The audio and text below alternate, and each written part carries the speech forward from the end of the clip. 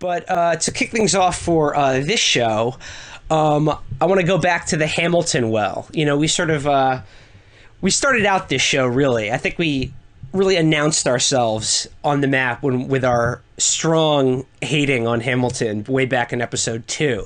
So it's become something of a beat for us.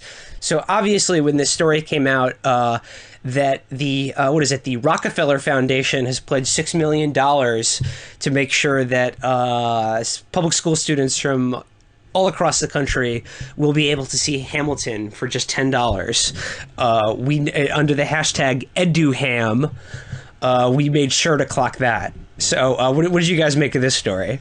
I mean, like, in some parts of the south side of Chicago, poverty rate is as high as 50%. Because of the way that we fund public schools, teachers cannot even afford books. They can afford desks. There are classrooms where kids just sit on the floor or stand up. It is literally impossible for impoverished kids to learn in many parts of this country. So knowing this, knowing the complete lack of resources, what is the logical thing to do? You have to take them to a play where a man dresses up like he's on a Sam Adams bottle and raps poorly about the Constitution. Well, I believe it was David Roth who pointed out online on Twitter that this is the absolute endpoint of having education reform, quote unquote, handled by just a bunch of clueless rich dickheads who are totally disconnected from any of the actual issues.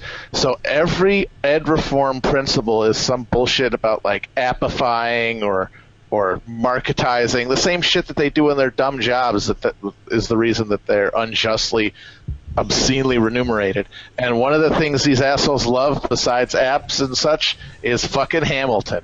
And so, sure, you can't eat, you don't really have a fixed address, you're surrounded by violence in your day-to-day life that make it almost impossible for you to concentrate on your education.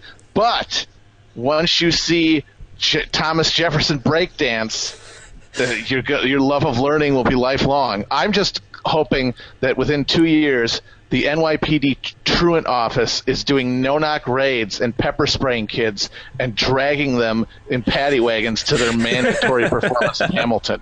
Yeah, it's like they're like zapping. They're loading them into the Robert Rogers Theater with fucking cattle prods. Get in there! You gotta watch Hamilton.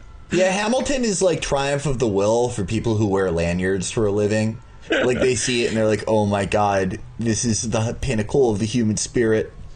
I am looking forward to the inevitable remake of Precious, based on the novel Push by Sapphire, where at the end, Precious's class is given a chance to see Hamilton by a benevolent rich donor, and it cures her AIDS. It's like faith healing. There is a faith healing element to this, and again, we touched on this back in episode 2, and not to draw from the same well twice, but there is something about Hamilton that the kind of, I don't know, liberal professional and media elite in this country find just sort of indescribably edifying to them personally, and of course by extension to all of the people they project their benevolence upon as well. So these people, these elite people in media and in the economy and in politics, they're watching as the entire edifice of their own legitimacy as elites has been totally destroyed at this point. And they know that confidence in them by the masses of people is completely gone. The mechanisms of bettering people's lives that used to make these people feel like they deserved their spot on this hierarchy because they were making people's lives better are broken, and lives are just getting worse. And they've literally retreated into a fantasy realm where they're rapping with Hamilton, or they're on the small council with Tyrion Lannister, or they're trading Bomos with Frank Cards. We talked, Felix made the joke about St. Elsewhere last time, about staring into the globe. They're all that. Like, they're having a giant, massive nervous breakdown, and they're all just staring into snow globes. My mentions are a dumpster fire. I'm not a crier, but the tears are running down my face. It's a disgrace. I'm Dr. Vox, and I'm Hamilton. Felix, did you punch the bursar, sir? Yes, sir, I punched the bursar, sir. But, sir, the CPD shot my student 48 times or more. But it's all right because I'm going to see Hamilton with the lights so bright in the sky. Oh my! An opportunity brought to you by Citi Bank, my guy. I personally have no need for Hamilton because I already watch Turn, Washington Spies on HBO. Oh no, AMC. And that already has all the same characters from Hamilton, but they're the right race, though. They don't rap. Yeah, well, but there's intrigue, you know, and they're just like Watching a show about the founding fathers where they're white and don't rap makes you racist. You're right. It would be a lot better with everything is better with rapping.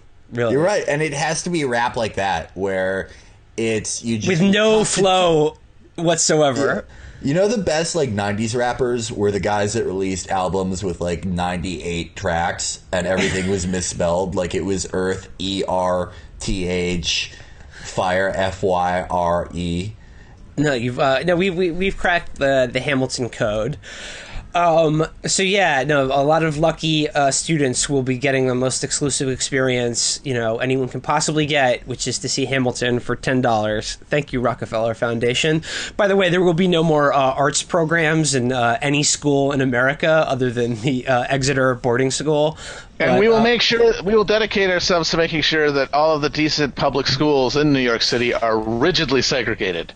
But you get to watch the hip hop musical.